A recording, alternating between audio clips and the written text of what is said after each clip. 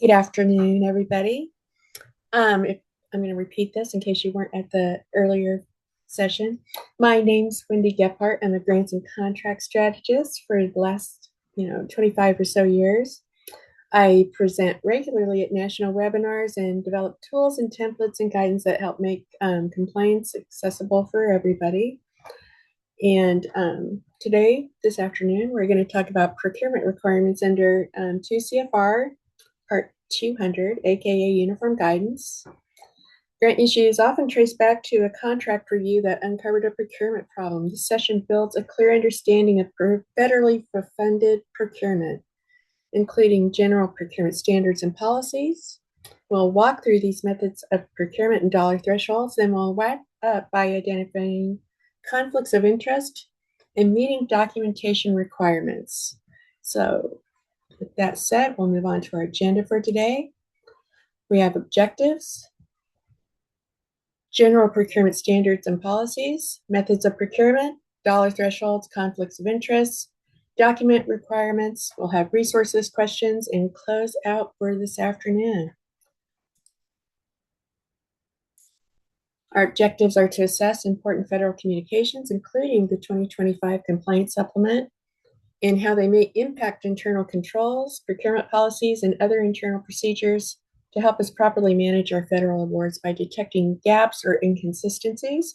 We'll assess priority corrective actions to reduce audit and monitoring risk, and we'll use some case studies and exercises to illustrate how good grants may go sideways.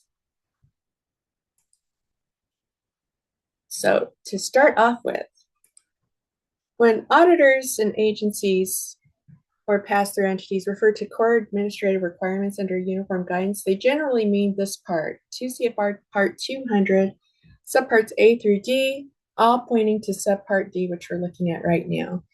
These requirements form the baseline compliance framework for grant management operations, internal controls, financial systems, procurement and contracting, as well as subrecipient oversight.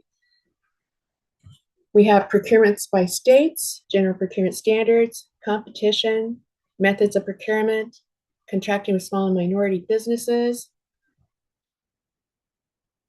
I have all these sections here ready for you to look at your leisure. If something comes up that you go, oh, there was something about contract provisions, I'll go back and look at this PowerPoint. But we're going to focus on 318, general procurement standards, and 320, methods of procurement. So we cover competition, procurement methods, contract requirements and clauses, and cost and price analysis. 318 talks about documented procurement procedures, oversight of contractors, avoidance of unnecessary duplicative items, procurement arrangements using strategic sourcing, use of excess and surplus federal property, etc., etc. We'll get to these in turn as we go through it. So 318, these are our general procurement standards. The recipient or subrecipient must maintain and use documented procedures for procurement transactions under the federal award or subaward, including acquisition of property or services. These have to be consistent with state, local, tribal laws and regulations and standards as identified in 317 and 327 in the chair.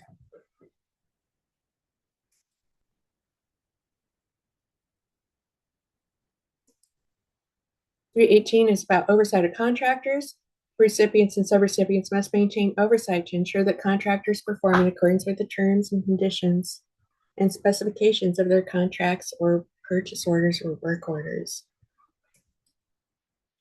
318, conflicts of interest. We'll do some exercises to identify conflicts of interest later in this session. People always are able to identify conflicts of interest, but perceived conflict of interest is almost as important to identify, or as important, but a little bit slippier to identify accurately. So we go through how to identify perceived conflicts of interest too. Avoidance of unnecessary duplicative items, that kind of speaks for itself.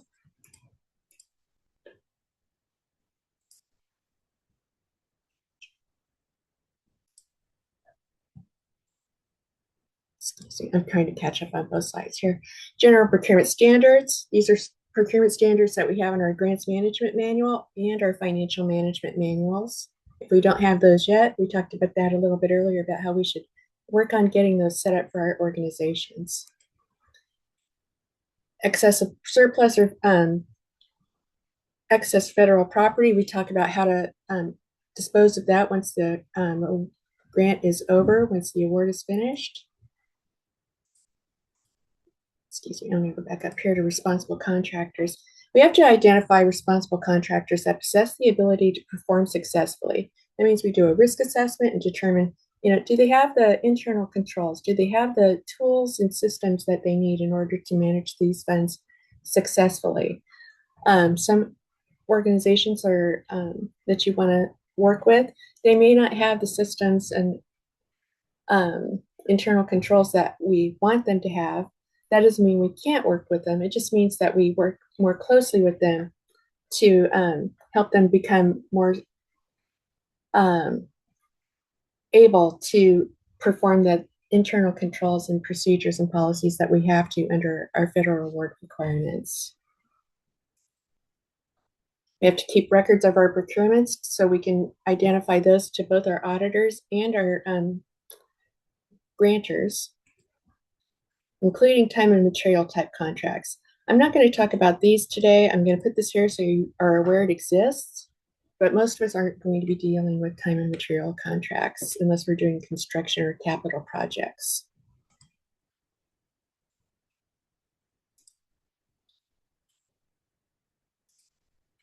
Now there's 5 different ways to make a procurement.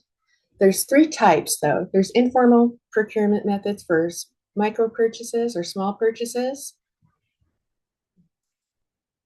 formal procurement for sealed bids or competitive proposals, and then we have sole source or non-competitive procurements. Each of these is associated with a specific dollar threshold. For micro purchases, you can have those up to $15,000, or there's a little asterisk there. Can anyone guess why I have an asterisk there? Peggy? I'm going to call on you. I know. You're welcome. Why would I have an asterisk there? I have no idea. Some people, some organizations, they set their micro purchase level lower than the federal level. Their micro purchase might be 5,000 instead of 15,000. Now, which one is the boss of the procurement levels? If you have you're set at 5,000, can you just say, no, the feds say we can use 15,000 for the level? Why not? Why? Because it would be up to your own internal policies is that if it's more restrictive. More restricted. Those are the keywords I was looking for. Thank you, Peggy. You're such a good sport. Thank you. So that's why I have an asterisk there. If your policy is more restrictive than the federal government policy, that is the rule, not the seemingly wild amount of 15,000 for a micro purchase. Same goes for simplified acquisition. Federal says 250 up to 250. You have to get 2 quotes, minimum of 2 quotes. And I should have mentioned down here, you still have to document the reasonableness. Next time I'll put in a word I can pronounce, the reasonableness of your cost or your process. So you can't just say, this costs $10,000 and that'll be good. It's like, no, comparatively, did 2 reams of paper really cost you 10,000? Couldn't you find it for less somewhere? Yes. So it doesn't have to be a bid. It doesn't have to be a quote. It just has to be 2 screenshots of where you checked for the pricing on this. And for simplified acquisition, up to 250,000, get a minimum of 2 quotes. What if your organization says 1 quote? You still have to get 2. Choose the more restrictive of the policies, right? So you have to get 2 quotes. Sealed bids, these are primarily used for construction. Just know that if it's $250,000 or over, you can do sealed bids. You'll use it definitely if you're working in construction. Competitive proposals, for more complicated um, proposals, you'll want to do an RFP, request for proposals. You can do those for 250,000 over, and you will have to go through a rather detailed process of using an RFP with predetermined assessment methods and get enough qualified responses or sources responding. And then finally, we have sole source or non-competitive. There are 5 conditions that you have to be mindful of that we're going to talk a bit about. Is this any questions so far? And Tim, I'm going to ask you to mind the chat if anyone pops in with a question or a comment. Okay. Thank you, Tim. Okay, so methods of competition. They have to, under the federal award, they have to be conducted in a manner that provides full and open competition. That doesn't mean we put it on our website. It means we put it on our website and published it where people could see it, where people could respond to it. It ensures objective contractor performance and eliminates unfair competitive advantage. Things that might restrict competition are, the big thing is specifying a name-only product. So if I said, I want you to host meetings for me, but you have to use Zoom. That's a brand name product. So you have to say, readily available, conference or meeting software. And that could be Zoom, it could be, any one of a number of, meeting specific products that do what we're doing today. And you can't have unnecessary or unreasonable requirements.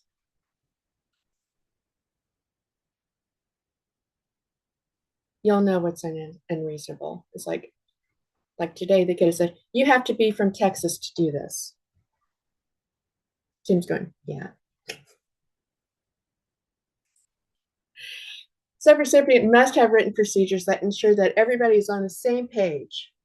You have to have it written down. It has to be written and fair for everybody and be clear and accurate and identify anything that you want them to respond to.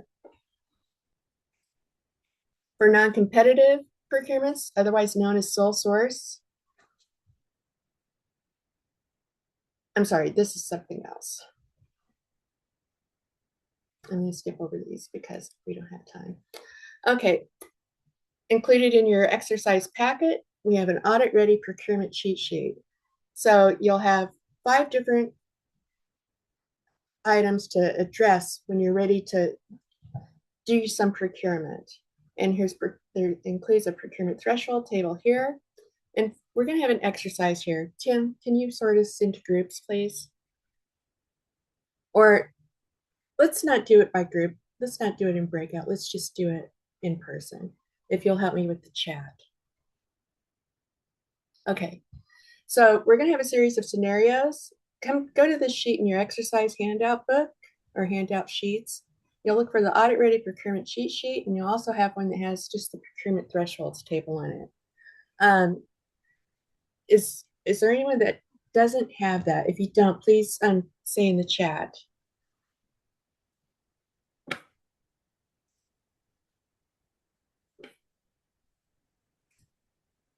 So we'll go ahead to the next thing.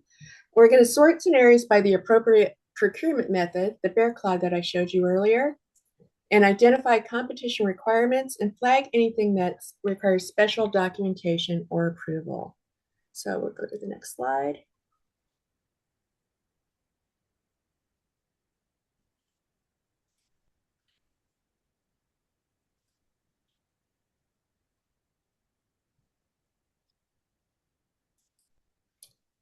Our first scenario is the familiar consultant.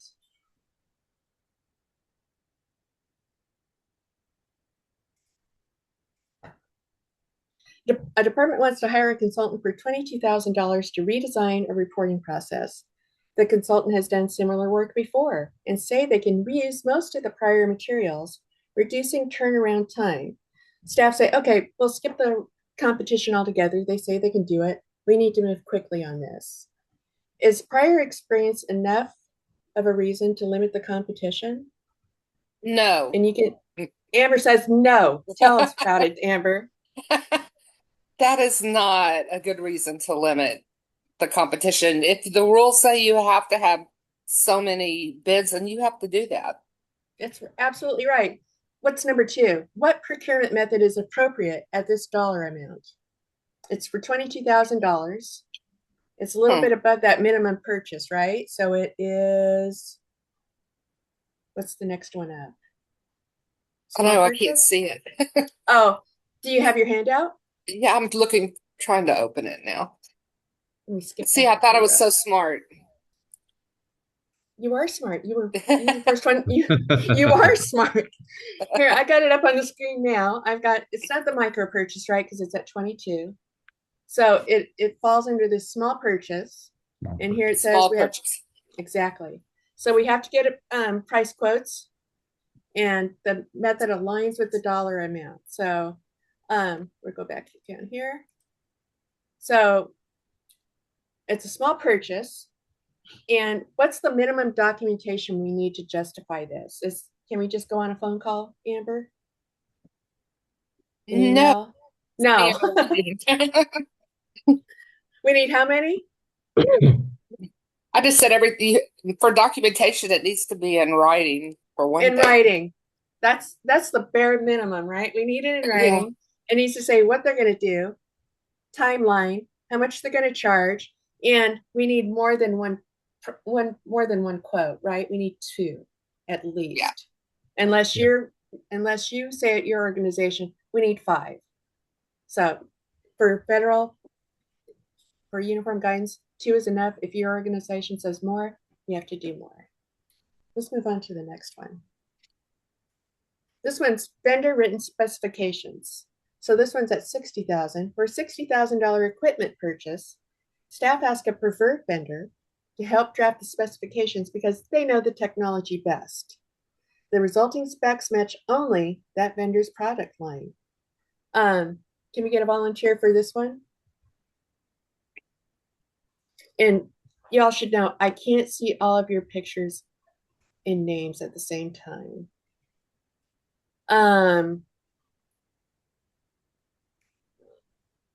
Malika,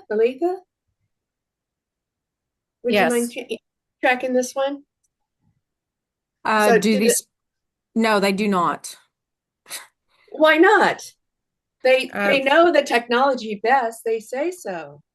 well, the guidelines say you have to have more than one quote, so, More than one quote, right? And yep, it's not a micro purchase. It's a small purchase again, right? Because it's at that 60 grand. correct.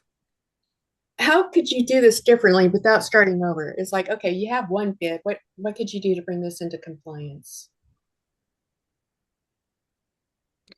Well, you'd go out for other bids. I mean, Exactly. you get Yeah. more bids. I knew you were going to say it. It's like he probably thought it can't be this simple, just asking for another bid, but it was. Was I right, Melissa? That's my guess, at least. I mean, Okay. that's No, what I you, would do. That's what I've been told to do. Let's put it that way. well, you've been told right because you're absolutely correct. Thank you for sharing with us on that.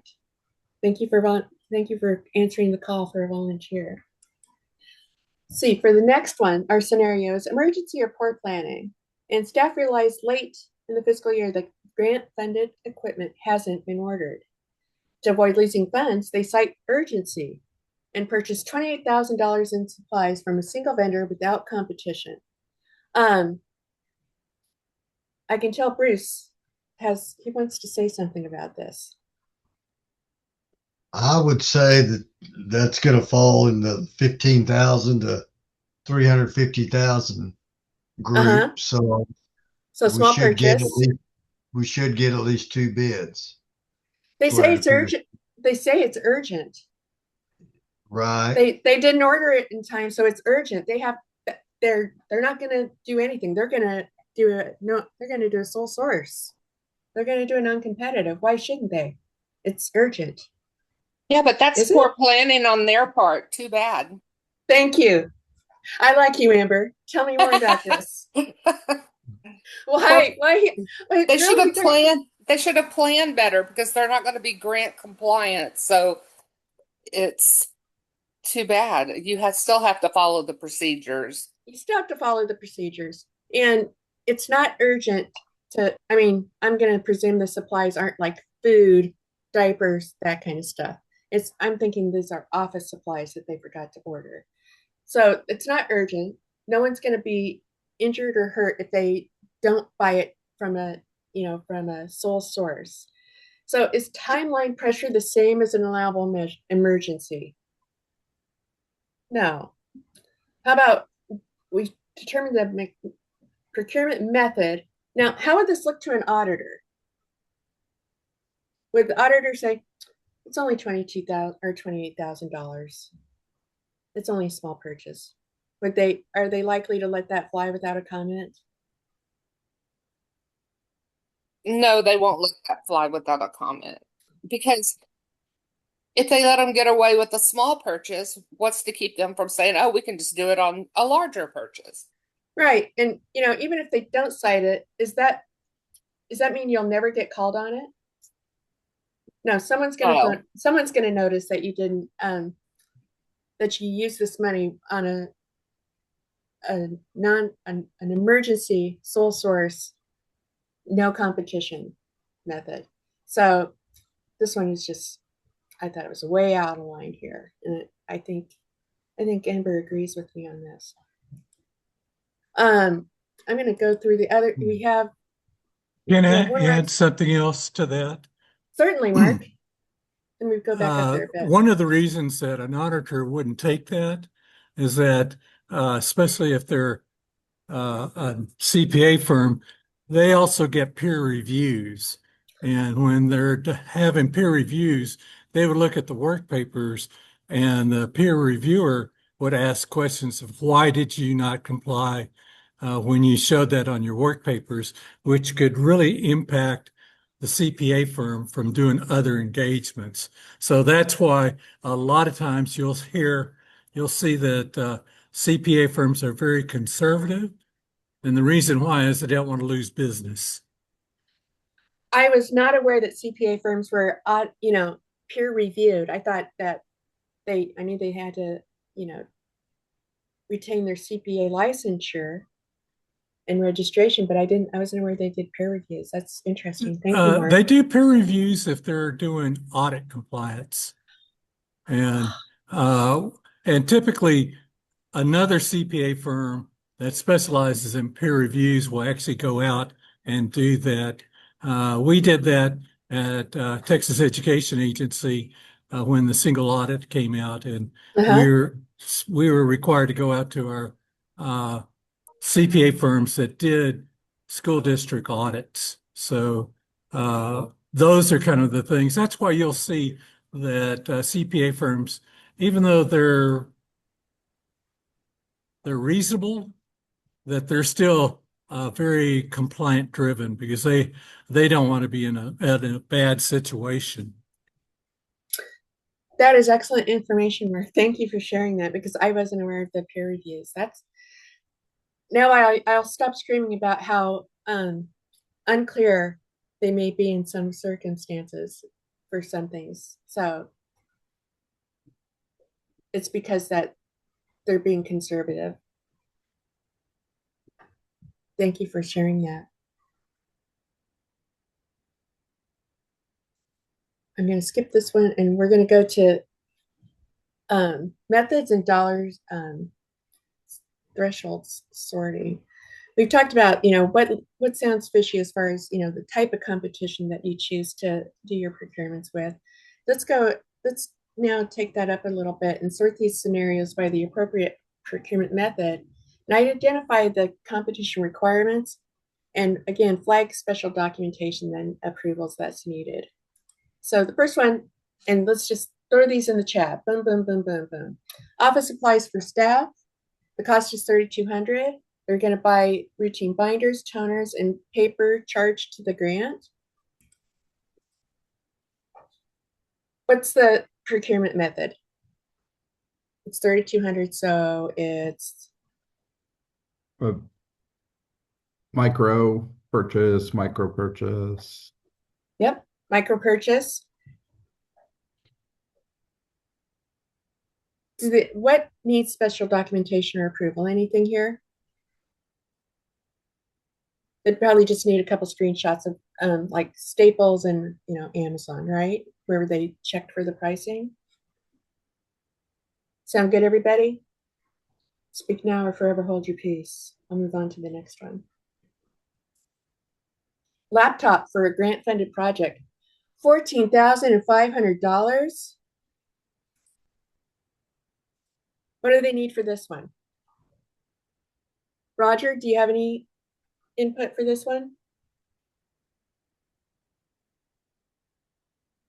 Well, this still under 15,000, so it's a micro purchase. Yes. So basically, if you can get a couple of prices from online or in phone and just document it, that should do it. I would like them to explain the 14,500. I just bought, a laptop for my grandson for $500. 14,000 is a pretty expensive laptop. I think they should tell us a little bit more about this specialized software. So I think I'd like more information than just a couple screenshots. Is anyone with me on that, or we're good to go? Bruce is going, a little more info, please. Explain that extra 14,000.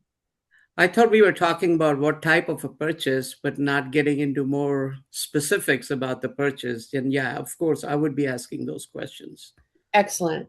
Yeah, if we need to flag anything that requires special documentation or approval, let's include that in our conversation. So thank you for, I probably didn't go over that, Roger. Thanks for clearing that up for me. Thank you. Okay, so now we have translation services for community outreach. It's going to cost $22,000 for short-term professional services. What's our procurement method? It's over 15. So it'll be small purchase, right? Yeah. We're getting some stuff in the chat now, small purchase. Okay. Okay, people answering in the chat. What do we need to do to procure this? It's a short-term professional services contract. Can we just, put it on our website? Do we need to put out a RFP? How do we find people to do this for us? Comment in the text chat is 2 quotes. We need 2 quotes. There you go. Perfect. Obtain price or rate. Yep, that'll do it. Wendy, I've got this, Bruce. I've got a quick question. Sure. When you're in a small market, like, you're not one of the big cities in Texas or somewhere else, and you're limited on certain specialized services. Mm-hmm. If you're not able to get a minimum of 2 quotes, for example, in this case, do you basically just document the reason why you're not able to get it? You're right on the mark there. You're right on the mark. Okay. You justify why you couldn't get more than 1 quote. You justify why you feel this is, a reasonable quote based on, what people in, another small city pay for the same kind of services. And you felt comfortable paying this because they fell under the mark that you wanted to pay for it. And, as long as you can justify in a reasonable way why you didn't get a second formal quote on this, that's how you do it. But yeah. All right. Thank you. Thank you. Thank you. Let's go. Construction of a small facility improvement. 180,000. So we're way out of the we're out of the micro purchase, right? Have we hit the small purchase threshold? Yeah. Renovation of a program space. What is our appropriate procurement method? Small purchase, is that going to do it? No, what is it going to be, Peggy? I would say a sealed bid because you're going to have some specs, right? Yeah, it's going to be construction. It's going to be a capital expense, right? So you do bump up ahead, even though it's over that or under that 250, you can still make a sealed bid process for amount under that. So that's what we'll do this one. Now, what else, what kind of competition requirements do we have with that? And you can put this in the chat. Let's not make Peggy do this question all by herself. Can we just put it on our website? Put up some posters on the, light poles? No, we have to do it a little more sophisticated than that. We have to put out at least 2-3 bids, depending on what your organization says you have to do, but a minimum of 2. And you probably want to have some specs. I think Peggy mentioned that. And you want to have a timeline in how you're going to approve or, rate these proposals or responses that come in. Competitive quotes are not required, but you do have to have price reasonableness documented. Any other comments coming in, Tim? The comments were just seal bids, advertise to invite bidders for the best quote, and then somebody has to formal advertising. Perfect. Thank you. This is a huge amount. IT, $420,000, and it's replacement of case management software. Oof. Oof, indeed. Who wants to do this one? Do you want to do this one, Tim? This one. You've been looking at my slides for a month. You can. I'm going to cheat from Amber in the text chat. She said RFP process. Amber's a good one, yeah. Amber says RFP. Amber, why? Help Tim with this answer. Why does it have to be, an RFP?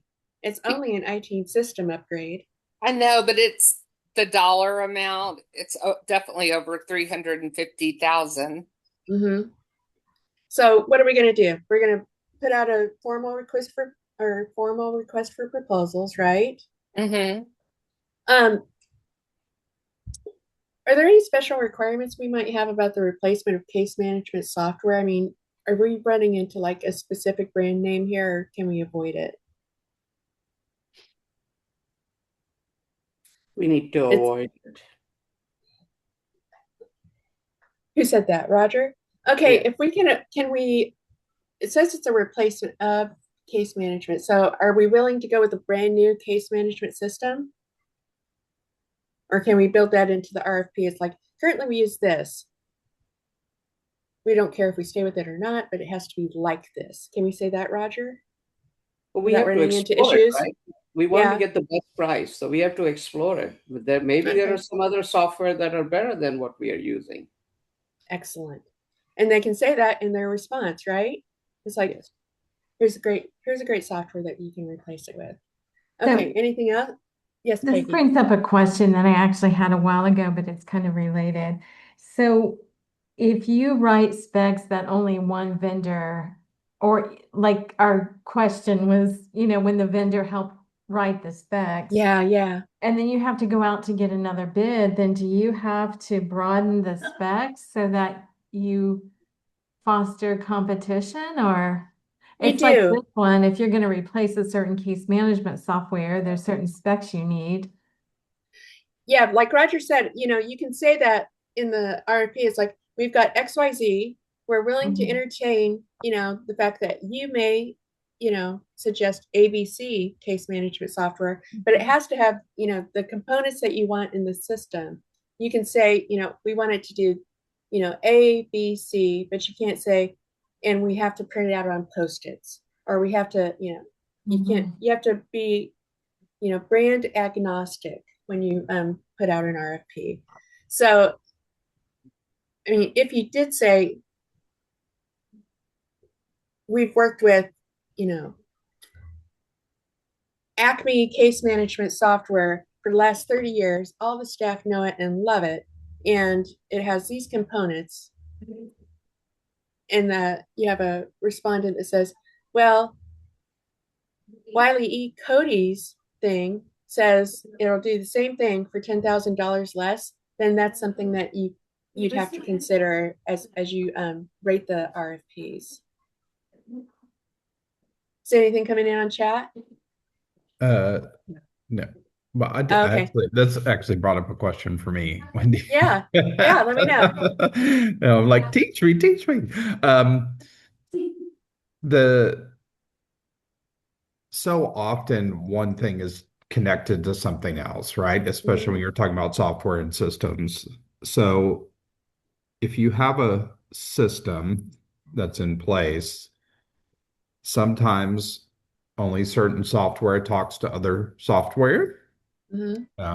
And you're only focused on replacing one of those, but you needed to work with the thing you still have. Like, Right. do So you if, do I like an mean, open bid, but then and keep it non-specific, but then in part of the decision-making process, you can take that into place? Or does that give you, like, as long as you document and justify, does that give you some flexibility to be specific on a brand? Does that I make think sense? if you, yeah, I think like you can say, we're a PC company or we're a Mac company. You can say whatever you want to pitch to us for case management system, it has to work with Macs or it has to work with PCs. That that's not being specific as to the case management software, but you're sharing this is a system it has to work in. We're not going to change everything over to PC because the product you are pitching is a Mac product. So you can tell them specifics that can't be changed like that. Um, Now, if the case management software will work with either one, that's fine. That's great. Yeah, someone's laughing. I can hear him. So, um, does that get So, to is that answer your question, Tim? Yeah, I think so. Okay, Peggy. so why would this not be a sealed bid? Why would it not be sealed bid? Because it's over 350. Mhm. That's the main thing. Let me go back up to that table, okay? So sealed bids are over 350 You're as right. well. It's But they're typically under over 350. construction. Yeah, typically those are construction. Is that right? Oh, Right. okay. Yeah. So it would be competitive. Mm. But I think if you felt strongly it should be a sealed bid, you could rationalize it, Peggy, but be very thorough and careful Mhm. about it. I mean, justify, justify, justify. Wendy, there actually was one note that said somebody suggested non-competitive with justification. Can you talk a little about? Non-competitive without justification for this specific one, the case management one, or in general? I think it was for this one. Okay, let me say non-competitive. It's like any amount, very limited use. And we're talking about an emergency. We're talking about where you don't have time to bid this out because there's been some kind of natural disaster. That's the kind of circumstances that non-competitive proposals are. Think FEMA, think Forest Service. Yeah. Disasters are what non-competitive are for. Now, does that mean no one ever tries to get one by that isn't a disaster related? No, people will try to use it if they can. But what one was I on? But they're at risk of being in non-compliance. Nine They out of would be at. Yeah, 9 out of 10 times they are flagged for further Yeah. audits. Thank you, Mark. Yeah, as I'm assuming you're a CPA, right, Roger? Or I'm I'm not. sorry, Mark. No, Mark, are you a CPA? I'm a CPA, but Roger has a tremendous experience in audits, Okay. federal Why audits.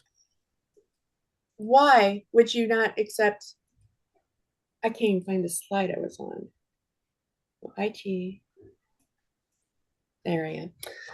Why would the replacement of case management software not be an emergency? Mark or Roger? Well, one thing is it depends on if the system you have has crashed, then you might be able to actually justify going through as an emergency. Now, the other part is what is an emergency? Typically for non-competitives, it's like you had talked about, more disaster related. When it comes to saving lives or property or Yeah, animals or someone's gonna anything else like die that. or yeah, something like that. So case management software, I can't say I've never heard of that happening, but you'd have to really make a good case, and that's a lot of money to, make a case about instead of, Right. simply bidding it out. Roger, what's your Yeah, yeah. I'll give you an example. At our last Texas Education Agency, we worked with the teammate software, which is an audit software, and we had been using it for a number of years.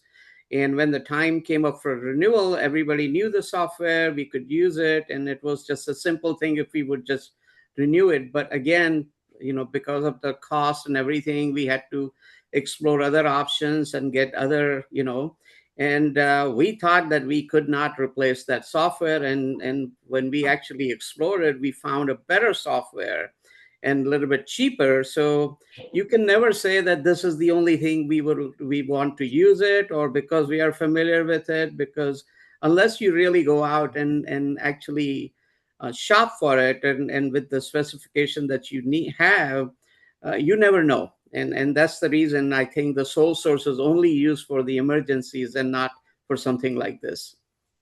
right? So, in building that justification, that rationale for using sole source, it often leads you to a better solution. It can often lead to a better solution. Correct. Yeah. Okay. Does that answer the question about sole sourcing, Tim? You just went on mute. Okay, thank you. No, you did that was helpful. Thank you. Okay, great. Thanks to Mark and Roger for filling in the gaps there with some actual experience. Thank you. I'm going to skip ahead to general conflicts of interest. Conflicts of interest can be actual or perceived, and everyone here, I'm sure, knows what a conflict of interest is. But let's have a little quiz here. And I want you to choose in the chat for each of these situations that I'll read out. Say no conflict, it's just a coincidence, potential conflict, or prohibited conflict. So let's quickly work through these, and it'll be like a speed round. So staff member's sibling works for a vendor responding to an RFP. No conflict, potential conflict, or prohibited. And once we get a mass, you can scream out what it is, Tim. Well, one person so far saying conflict. They're right. Let's go to the next one because Tim just told me how much time we have left. So we'll go to the next one. A former employee is now a consultant bidding on work. How could that possibly be anything but a potential conflict? Someone want to make a case for it being something other than that?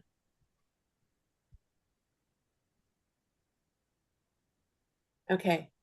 An evaluation committee member received a holiday gift from a bidder last year. How nice. Is it a conflict?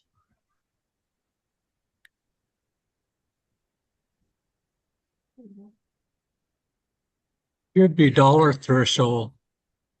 I'm going to make this easy. I'm going to make it a $500 gift. Okay. Is that all right, Mark? That's not okay. Oh no. Let's say it was like a card with a Starbucks gift card in it, like a $10 Starbucks card. Is that okay? That would be okay. I say so too. Your organization should have a dollar threshold on gifts that you're allowed to receive without reporting them to your employers and declaring them as a conflict of interest. Our last one is a board member recommends a firm, but then recuses themselves from voting yay or nay on them. This one's a toughie. That's why we have a middle choice of there's a potential conflict. Yeah. Okay. Yes, got potential. It's got potential written all over it. And if there's a perceived conflict of interest along with some other choices that have no conflict whatsoever, what are you going to do? Are you going to throw yourself on the railroad tracks and choose the perceived conflict, or are you going to go with the clean no conflict. Bruce is going, I'm not sure. I'll have to think about that one. I'm looking on Bruce because I can see people. Well, it says no conflict. No conflict. Okay. Let's move on. Documentation. When you're doing procurement, you can hardly keep too little or too much documentation. You have to have the rationale for the procurement method. You're doing that as you go through the bear claw that we showed earlier. For the contract type, selection and rejection, you're keeping track of how this decision was arrived at to go with A, B, or C bids. And the basis for the contract price. That means you got bids, you got quotes. And the example that Bruce came up with, if you don't have quotes, you need to be able to say, this is why we only had one quote, and this is why we selected this vendor, right? So you do have your justifications and rationales all the way through. Now, for this, for non-federal entity contracts, which you all are, all contracts in excess of $10,000 must address a termination for cause and convenience. And I point this out because that doesn't match with anything in our procurement table, right? It's one of those weird little things they forgot to update. So please, when you make a contract with anybody, no matter how much it is, if it's over, no matter how much it is, if it's over 10,000, if it's over $10,000, you must have a termination clause and how you're going to settle it up.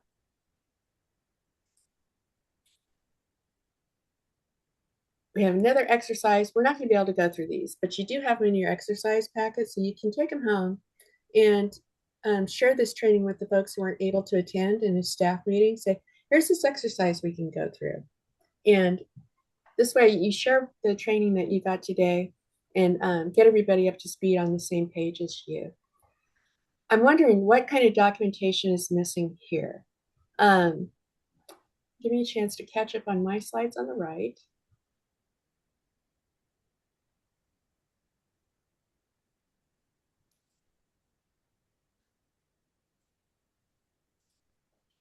Okay, thank you for being patient while I work with two different sets of slides here. Okay, our documentation challenge on this is determine what documentation is missing, what an auditor would likely question, and how could this have been strengthened without slowing the process of procurement? And I think I'm going to ask Mark and Roger to be ready to answer what the auditor would likely question. But the rest of us, let's put in the chat, what documentation would you want to see? What documentation is missing? And how could this have I would been like to see all the quotations. Why is there only the one that won the quotations?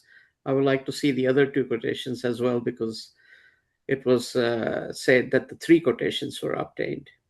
And what was the selection criteria based on all those 3 quotations? Well, I'm gonna come up with some challenges on specific scenarios for you to think about. Okay. So let me go to the right side and get the thing up. So our first scenario is the quotes that disappeared.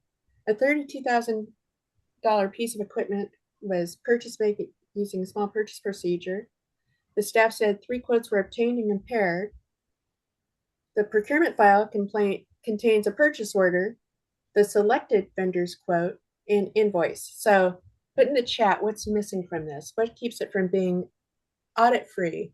And then Mark or Roger are going to tell us what is missing. So Geraldine, in the chat, missing quotes. Yes, in the chat, please. Thank you, Tim. Yes. I'm so glad you're here to tell me you forgot to say in the chat. Thank you. Lots of missing the other 2 quotes, missing the other 2 quotes. There are 3 quotes obtained, they say, but they're gone. So the 2 quotes are missing. You've only got the selected vendor's quote, and you got their bill for a 32,000 piece of equipment, which puts us out of micro purchase into small purchase territory, right? So we have to have at least 2 quotes. Mark, Roger, how can we make this? Where's what can't? one thing? Yeah, sorry, go ahead, Mark. Go ahead. Okay. One thing, it says staff states.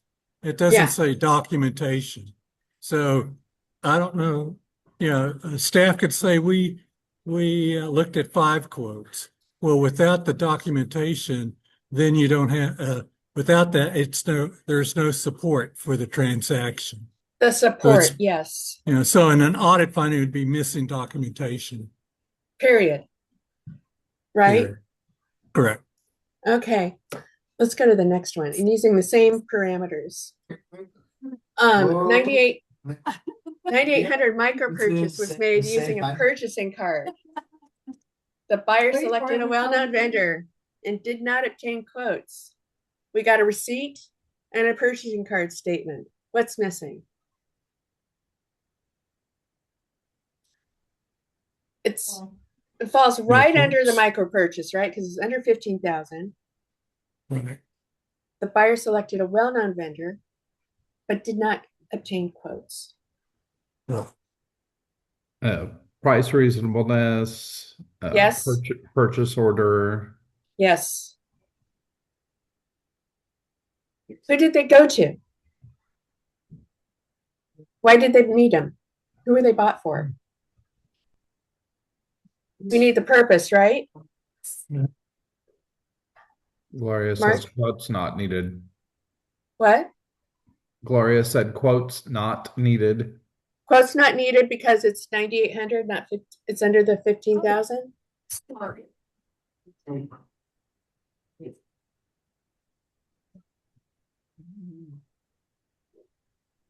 For what purpose did they buy this? Did they buy these 98,000 for this? What did they? Why did they have to use What did they purchasing? buy? My thing is like, what did they buy? Why did they use a purchase card instead of a check? Why, it's a whole big mystery to me, Mark. Exactly. In audit, usually purchase cards are one of the higher risk in purchasing.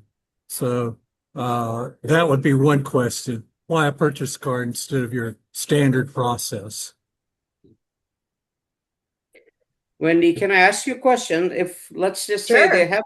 they have a budget of $10,000 to buy supplies for certain, they've already approved in the budget. This and that, right? Yeah. So if Office they supplies. went and bought 9,800, they were already budgeted for that, and they have the receipt. Yeah, maybe we would like to see a purchase order. But let's just say they went to Walmart and picked up all these supplies, and they were already approved for it. Would you still scrutinize that purchase? I think I would, because it's a purchasing card, and that's an unusual way to purchase supplies. I mean, to me here, it sounds like they bought it in like all one trip. They spent 9,800 in one trip because they have one receipt instead of receipts, plural.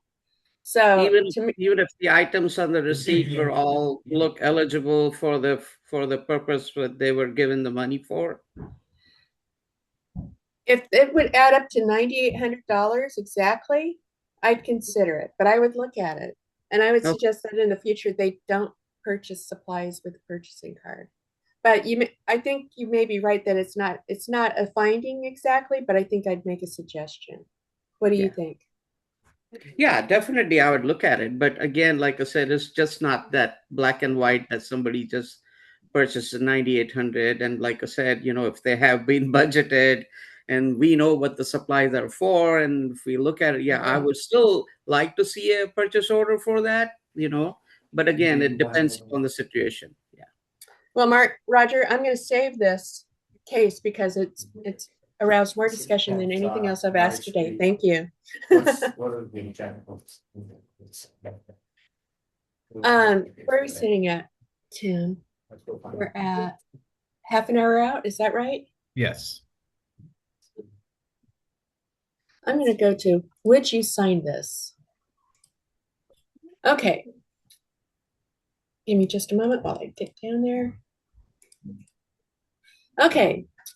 Below, we have 5 leadership level scenarios for role play as a CFO, executive director, grants officer, or board chair. You're the final signatory. Your name goes on this approval. Whatever happened next, audit, monitoring, repayment, it comes back to you. So you're the decider. Would you sign? Sign with conditions, not sign. Is there anything missing that if included would make you comfortable signing?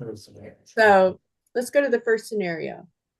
It's a fast program, thin file for $18,000. It was a small purchase with quotes required. They used a previous vendor and it was an urgent program start. So we've already talked about urgent, where we don't use non-competitive sole source. So the file contains the vendor quote, an invoice, an email saying we need this quickly, but it's missing evidence of other quotes or price comparison summary. Okay, would you sign this? Would you sign off on this? Peggy's going, no, hard no. Anyone else say no? Put it in the chat. A lot of people saying no or like, no, I'm fine with that.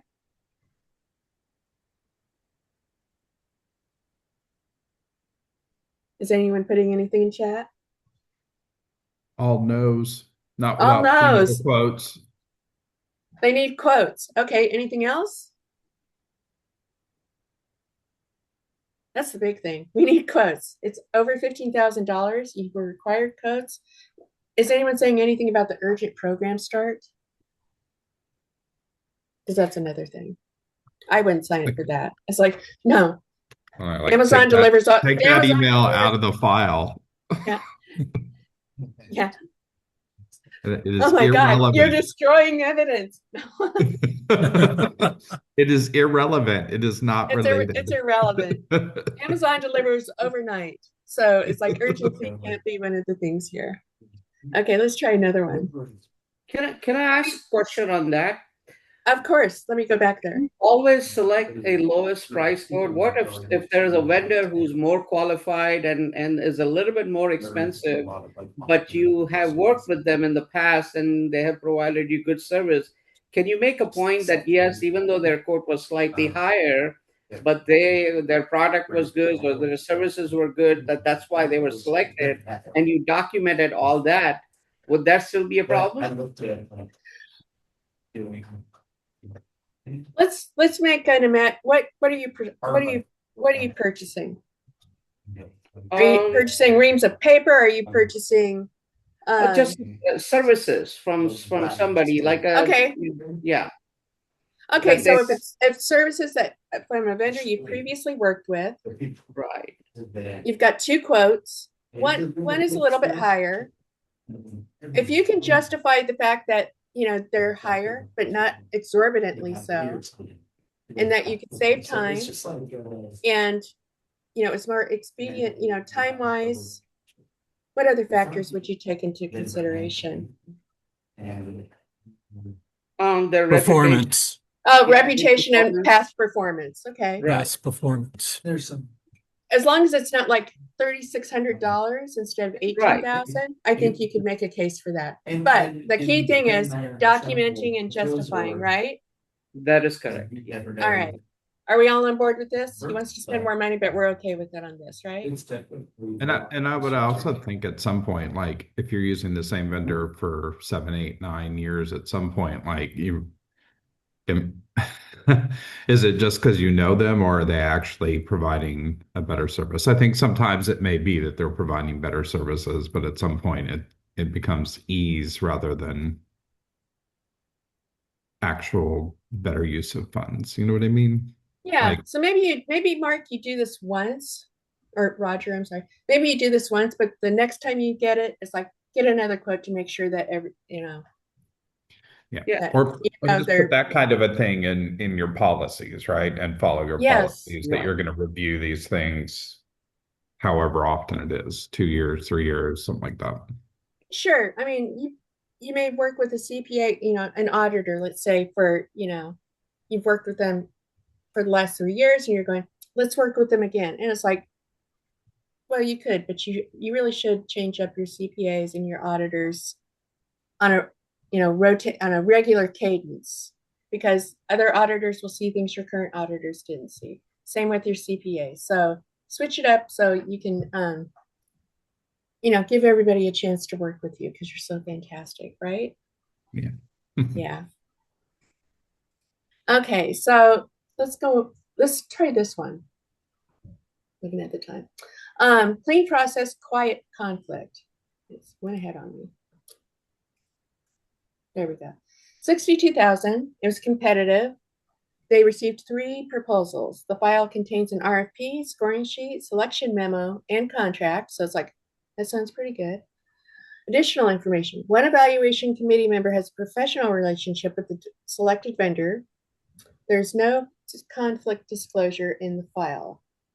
Are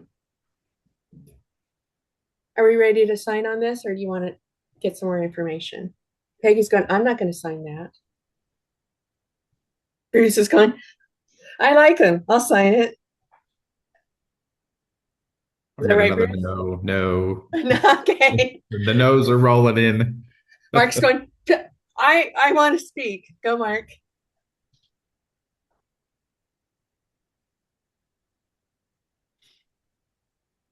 I think You have to come off mute. I think they were clapping hands.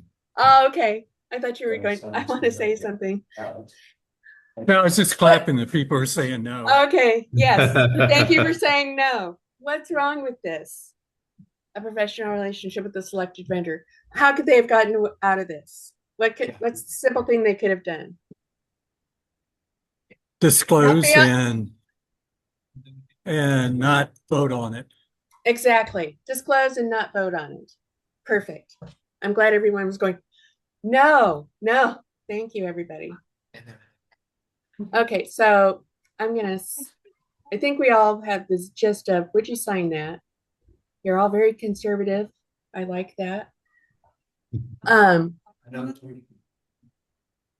that there's. What are you saying, Peggy? She can schedule time. So like. Let's see. Sole source again. This one's for 110,000. Non-competitive procurement. Same vendor used for the past 3 years. Let's make that 10 for fun. Sole source justification citing continuity of services, contract renewal, and invoice. That's all that's in the file. What else? And it's missing market research. Evidence that alternatives were considered, and there was an approval prior to award. What does that last one mean?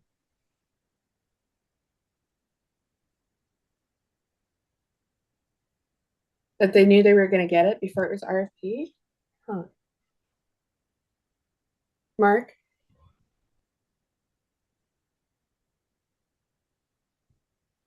I see your box is lit up.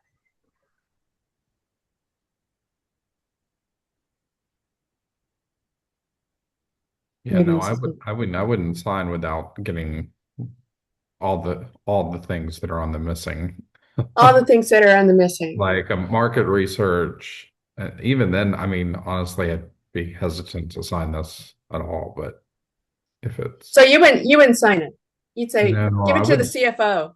See if they'll sign it. I would say I need these other things. I would need a continuity of services would be one of those things that I would need excessive documentation for.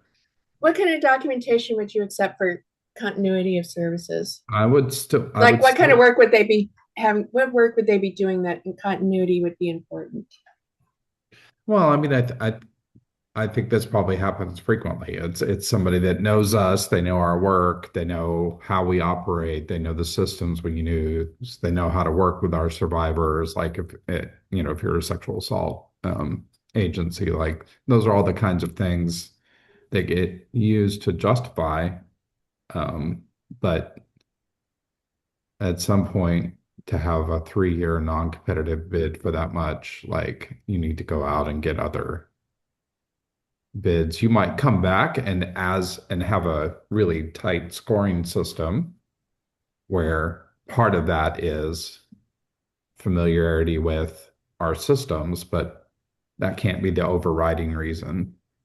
It seems that I would think as an auditor that looks lazy. I agree with you. And what's the one thing that we think of when we say sole source, non-competitive? What's the situation going on? Continuity of services is not a disaster. Continuity of services is not, Emergency. a Yeah. disaster emergency, right? Right. So I think that I would tell them, I won't sign this because it's a sole source. Bid it out. You can do a non-competitive procurement. It's 110. You can get 2 quotes, right? Because it's under 250. That's how I would do it. That's how I would sign it if they did it that way. I wouldn't sign this done this way. Would anyone sign it this way? Mark and Roger are looking for you if you say yes. No. No, okay. I thought we made that clear. Good. Okay, everything is there, just barely. Yeah. We got a procurement for 47,500. It's a small purchase procedure, right? Because it's under 250, right? Over 15. Yeah. They've got 3 quotes. So far, so good, right? The file contains 3 vendor quotes, a contract, and an invoice. Someone was just talking about this. The selected vendor was not the lowest price. No documentation explaining why. Would you sign it if they did have some documentation explaining why? That would do it for me. Peggy, are you satisfied with that too? Yes, if they have documentation explaining why. Okay. Is anyone else saying that's not enough for me? I want more. It also depends how much was the difference, if it's several, like less than 5% or something, or less than 10%, and they have a better reputation, better performance, and they document that really well, then yeah, definitely I'd go for that.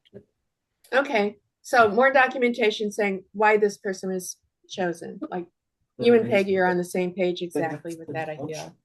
Right. I'm losing power, so you may see me go no, off Art. in a second. I've got about like 5% left on my Oh battery. no. Okay. This So is I'll your see call y'all later. Thank you, Mark. Thank you for your participation today. It was invaluable. Thank you. That means Thank Roger's our last standing CPA in the room. I'm losing power too. No, I'm just kidding. No. Just kidding. Roger, what do you say about the reconstructed decision? I mean, this is reconstructed, meaning they didn't have this until someone told them to get it, right? Absolutely, yes. Tell me about this. So what are we talking about here? They've got a procurement of 29,000. This happened 2 years ago. It was a small purchase because it was over 15 or 10 2 years ago. The file has a contract and invoice, and after the fact memo written last week how the decision was made. The original staff person's gone. Memo is accurate, but not contemporaneous.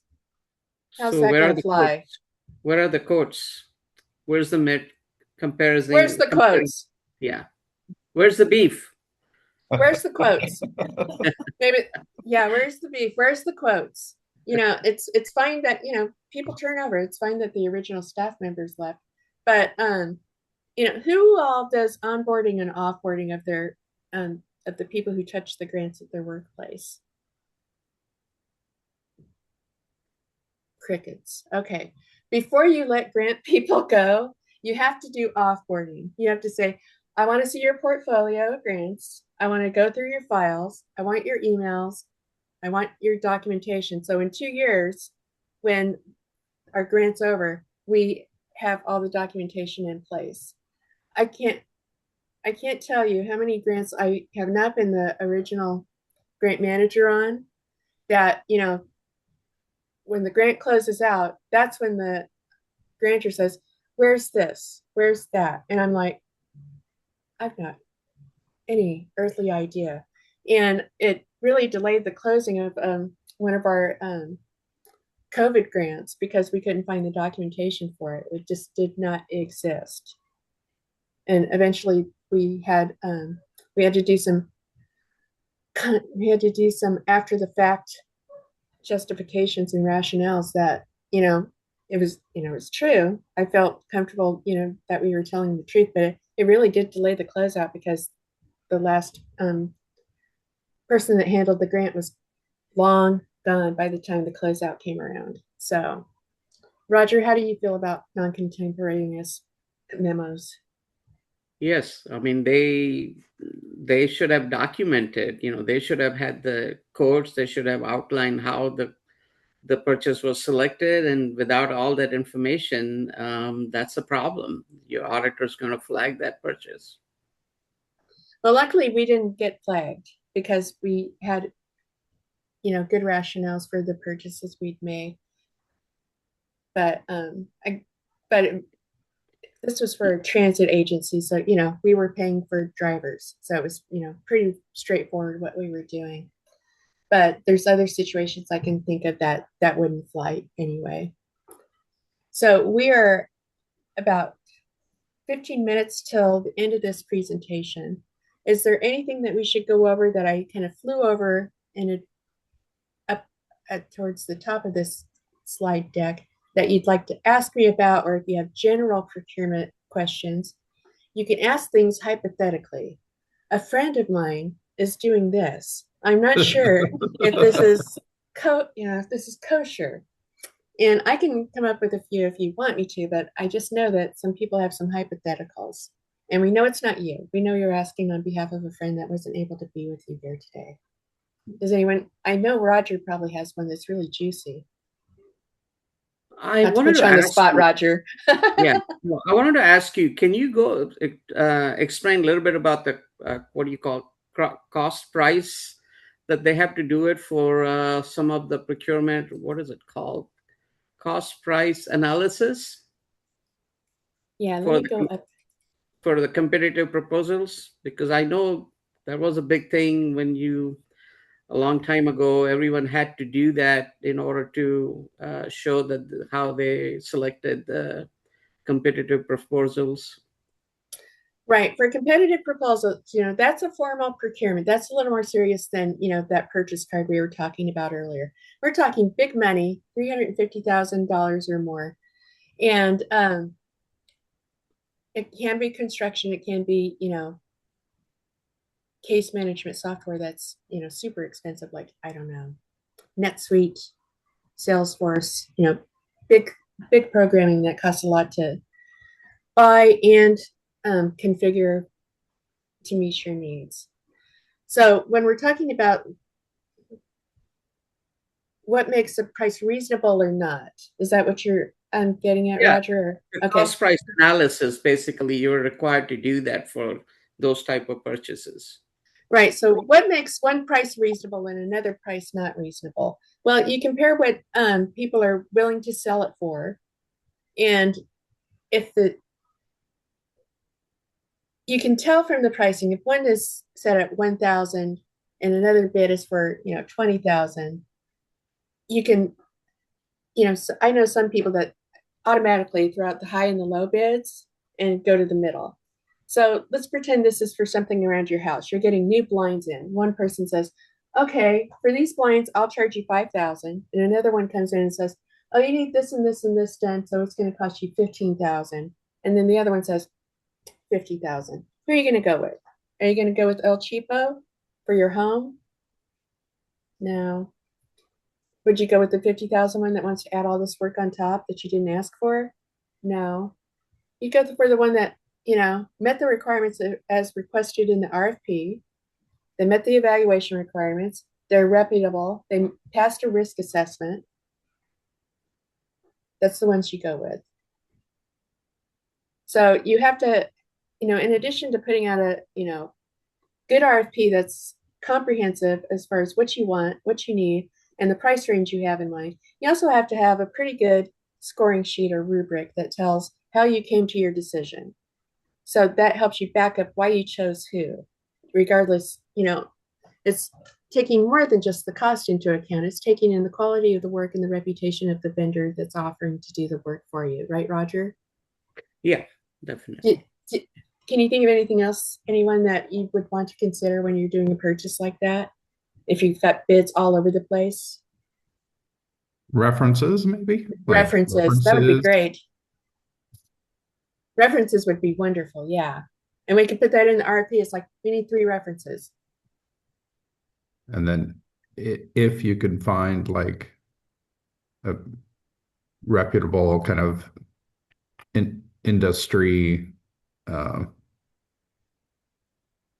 like a professional organization or something like that, that might have and keep kind of average price, like here's kind of the range that you normally get for these kinds of things, then documenting that as well. That's great. That brings up a great point because, we have RFPs, requests for proposals, and then we have RFIs, requests for information. So you can send out an RFI, which is not a promise to bid. It's not a promise to procure. It's a request from the field to provide information about, who's in the business of, doing this kind of work. Let's say solar panels. It's like you send out RFIs to solar panel installers, and they'll come back and say, here's how much here's our price sheet for materials, here's our price sheet for installation costs and labor, and here's the price sheet for the incidentals that you may or may not want to include in your RFP. So if you're doing any kind of big project where it's like hundreds of thousands of dollars or a capital project, I would want to do an RFI first and then incorporate those learned folks' input into the RFP. Roger, have you done with RFIs, or has anyone else dealt with RFIs? No, but their work?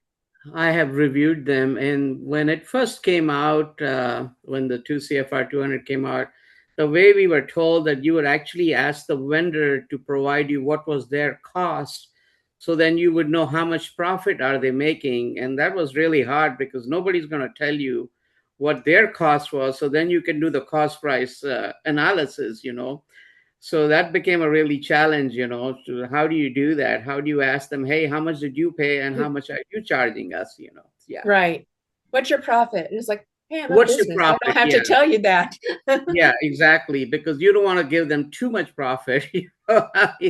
So that was always challenging for us, So So how did you resolve that? We Did they just stop asking for it?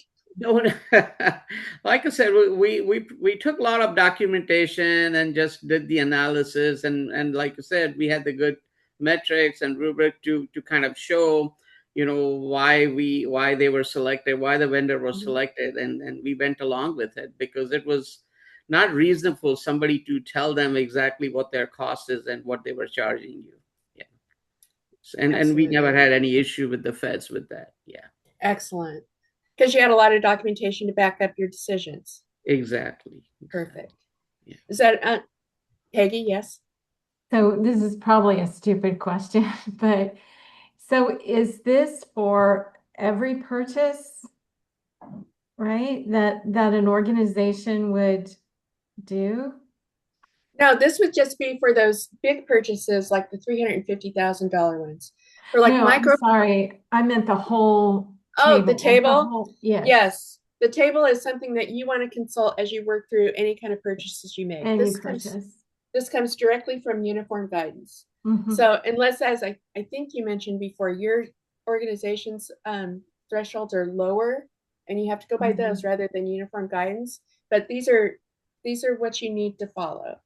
So, and you can find the citations in uniform guidance if anyone says, I don't think I have to bid that out. And it's like, let me show you the citation. I love showing citations because it's like, it's not me. It's the OMB that wants it this way. But yeah, this is for everything. I'm sorry. Do you think it's a good idea? May your life be full of micro purchases. Wendy, do you think it's a good idea for to have these classification on the purchase order? Like if you just have that, put a micro purchase check on that, because most of our vendors probably have everything purchased under the micro purchase threshold. We don't see a whole lot more than, at least for the grants that I'm looking at it right now. It's really unusual for, unless you're getting like a $500,000 grant, you were mostly going to be doing micro purchases. If you're doing like sub awards, you might dip into the small purchase or sealed bids. Right. But most of your work is going to be at the micro purchase. And, no quotes are required if the price is reasonable. But really, how can you prove the price was reasonable if you don't get a couple quotes? And those can be as informal as, web screenshots. Go to Amazon, see what they charge, and go to whatever store that is still open near you that offers those supplies that you don't have to go to Amazon for. And, as long as your documentation is in order and it passes the smell test. If you would be the one to sign it and you say, I don't have any problem signing this, then I think you could feel comfortable going forward with a micro purchase like that. As you go up the line with the federal threshold numbers, your need for documentation increases until you get to non-competitive. And we've already talked about there's like two circumstances that you want to do a non-competitive.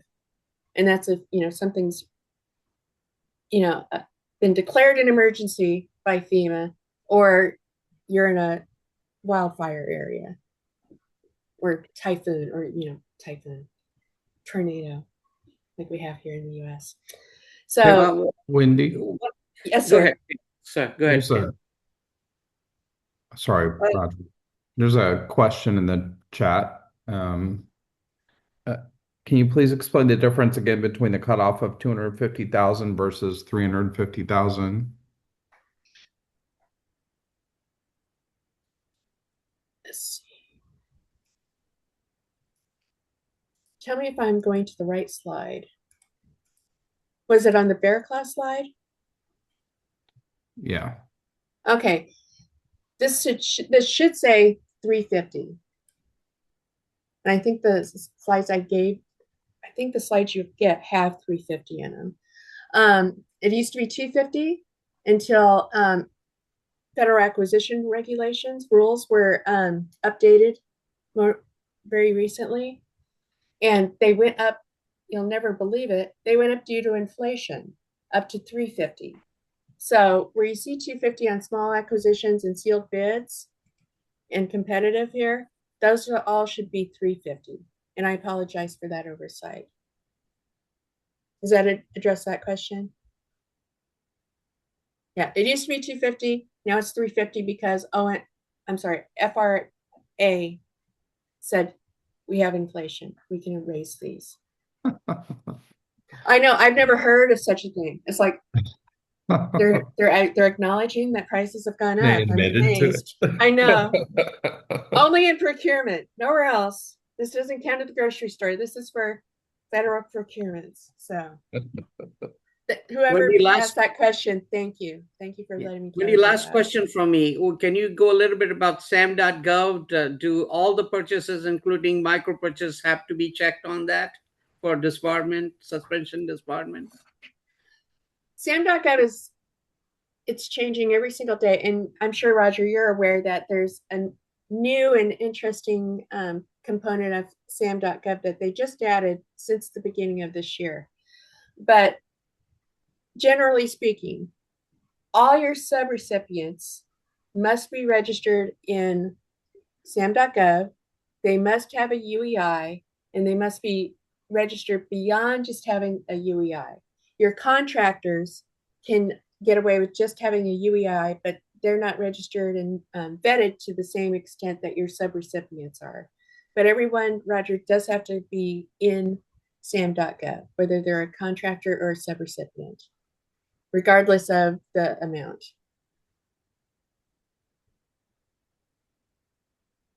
Thank you. You're welcome.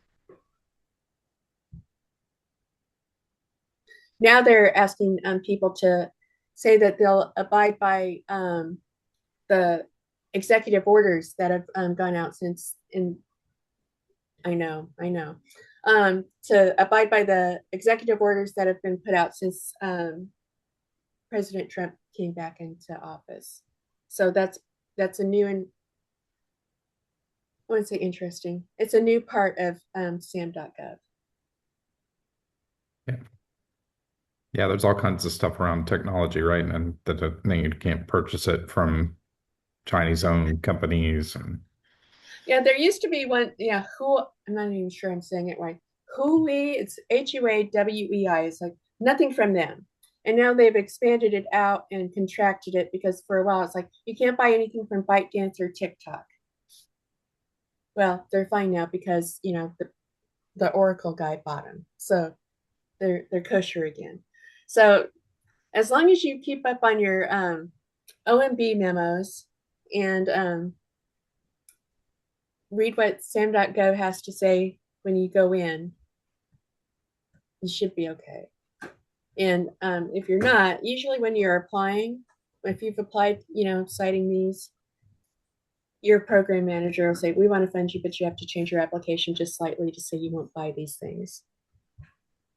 That's my experience anyway, because they know things are changing fast. And if they know they want to fund you, but you haven't, specifically said, we deny DAI, they'll say, wouldn't you like to put in a clause like that? You'll say, for the money. So I hope that answers those questions. And I see we have 2 minutes left. So we have a lightning round available. Any other questions? While you're thinking of that, you will have your exercise handouts that have these thresholds and the procurement and audit ready sheets on them. You'll have the other exercises that you can share back with your friends at your organization, so you can, play like a Jeopardy round with them or something. However you want to share the knowledge of what you've picked up today. Thank you for your participation. I really want to appreciate the people that I can see on my screen. I can't see all the participants like I was able to earlier. So for the people whose names happen to fall near the top, thank you for your participation. And I hope you have a wonderful evening. I hope you have a wonderful day at your conference tomorrow. And it's been this morning I wasn't feeling as good as I do now at the end of the uniform guidance one, but I feel like this one went a lot better, Tim. Yeah. Okay. So thank you all, and Yes, thank you, everyone. I dropped the link in the chat for the feedback, so please give us your feedback. And I'll wish you all a very good night.